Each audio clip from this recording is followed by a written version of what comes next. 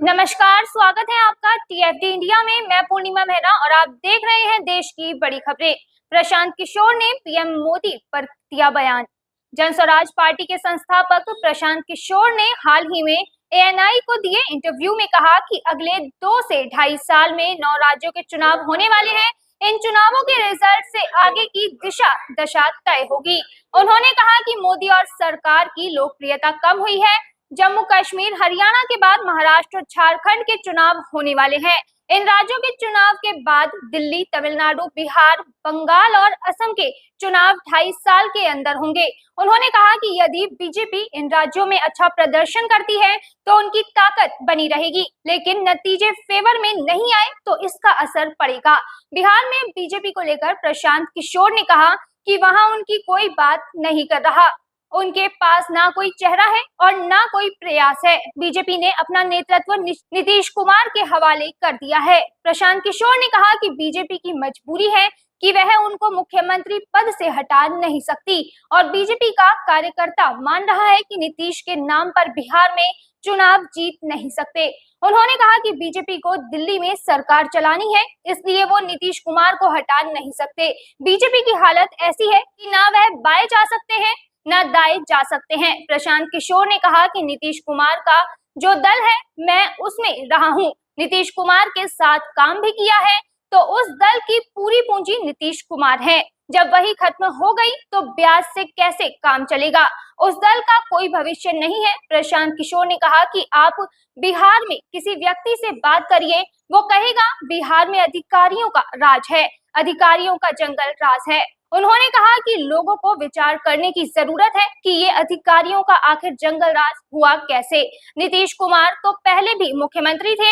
हुआ ये कि नीतीश कुमार पिछले कुछ सालों से विधायकों, मंत्रियों, पंचायती राज से जुड़े हुए लोगों के बजाय, अपने कार्यकर्ताओं के बजाय पूरी व्यवस्था को अपने चंद 2-4 सलाहकारों के हवाले कर दिया है। प्रशांत किशोर ने कहा कि जमीन सर्वे जैसे महत्वपूर्ण मुद्दे पर नीतीश कुमार ने कोई सार्वजनिक बयान तक नहीं दिया। इसका मतलब साफ है कि इस पर फैसला उनके सलाहकार ही ले रहे हैं।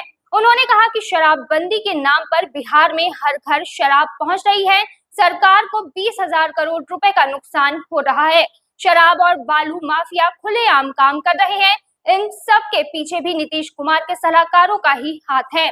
प्रशांत ने कहा कि लोगों को डरा धमकाकर जबरदस्ती स्मार्ट मीटर लगवाया जा रहा है, लोगों की बात तक नहीं सुनी जा रही।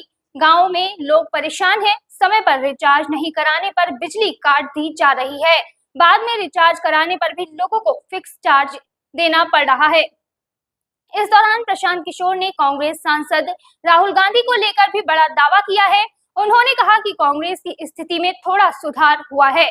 गांधी परिवार ने पिछले 2 वर्षों में बहुत मेहनत की है। चिराग पासवान का बयान, कहा पिता की तरह मंत्री पद को लात मार दूंगा।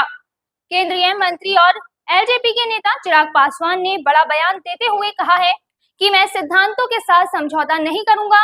पापा यानी कि रामविलास पासवान ने भी ऐसा किया था। उन्होंने कहा कि उनकी तरह मैं भी मंत्री पद को लात मार दूंगा। उन्होंने कहा कि मैं चाहे किसी भी गठबंधन में रहूं या किसी भी मंत्री पद पर रहूं, जिस दिन मुझे लगेगा कि संविधान के साथ और आरक्षण के साथ खिलवाड़ हो रहा है, मैं उसी वक्त मंत्री पद को लात मार दूंगा, जैसे मेरे पिता ने मारा था। आपको बता दें कि जल्द ही झारखंड में विधानसभा चुनाव होने वाले हैं। ऐसे में पासवान का ये बयान कई सवाल खड़े कर रहा है। और फिर हाल ही में पासवान ने ये ऐलान किया था कि उनकी पार्टी झारखंड में विधानसभा चुनाव लड़ेगी। हालांकि गठबंधन में या अकेले चुनाव लड़ने सहित सभी विकल्पों पर विचार विमर्श किया जा रहा है। महाराष्ट्र में देसी गायों को राज्य माता का दर्जा दिए जाने पर कांग्रेस ने बोला हल्ला। महाराष्ट्र के मुख्यमंत्री एकनाथ शिंदे ने देसी गाय को राज्य माता का दर्जा देने की बात कही। शिंदे ने कहा कि देसी गाय किसानों के लिए वरदान है, इसलिए ये दर्जा देने का निर्णय लिया गया है, जिस पर अब राजनीति तेज हो गई है। नेता प्रतिपक्ष विजय वडेट्टीवार ने कहा कि मां जिजाऊ को सब राजमाता के तौर पर जानते हैं, जिन्होंने शिवाजी महाराज को जन्म देकर महाराष्ट्र का स्वाभिमान बढ़ाया, लेकिन सरकार ने शब्दों का छल किया और गाय को राज्य माता का दर्जा दिया। उन्होंने कहा कि सरकार जुमलेबाजी कर रही है और एक तरफ गौ मांस व्यवसायियों से चंदा खाया।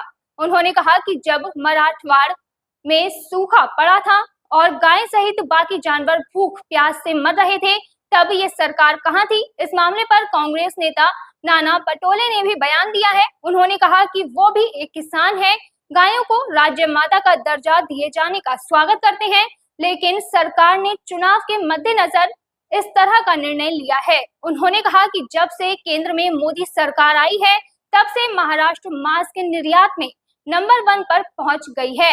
राज्य में भी बहुत से अवैध कत्लखाने चल रहे हैं। आर्मी चीफ ने कहा, भारत और चीन के बीच एलएसी पर स्थिति सामान्य नहीं। Army chief general Upendra Dwivedi ने जानकारी देते हुए बताया कि भारत और चीन के बीच एलएसी पर स्थिति सामान्य नहीं है। ऐसे में भारतीय सेना की नजर चीन के सीमावर्ती गांवों पर बनी हुई है। भारतीय सेना इसको लेकर पूरी तरह से अलर्ट पर है। भारतीय सेना प्रमुख जनरल उपेंद्र द्विवेदी ने कहा कि राजनयिक स्तर पर रुख सकारात्मक दिख रहे हैं, लेकिन जब उसको जमीनी स्तर पर लागू करना होता है, तब इसमें मुश्किलें आती हैं। मिलिट्री कमांडर दोनों तरफ से देखते हैं। कुल मिलाकर एलएसी पर हालात संवेदनशील बना हुआ है। उन्होंने कहा कि कई मसले सुलझ गए हैं, लेकिन कुछ जगहों पर बाकी है, जिसको लेकर दोनों तरफ से वार्ता अभी चल रही है। जनरल द्विवेदी ने कहा कि डेपसोंग डेमचौक के अलावा नॉर्दर्न फ्रंट के भी पक्ष बात होनी है। तो फिलहाल इन खबरों में बस इतना ही। फिर मिलेंगे नई खबरों में, तब तक देखते रहिए टीएफटी इंडिया। धन्यवाद।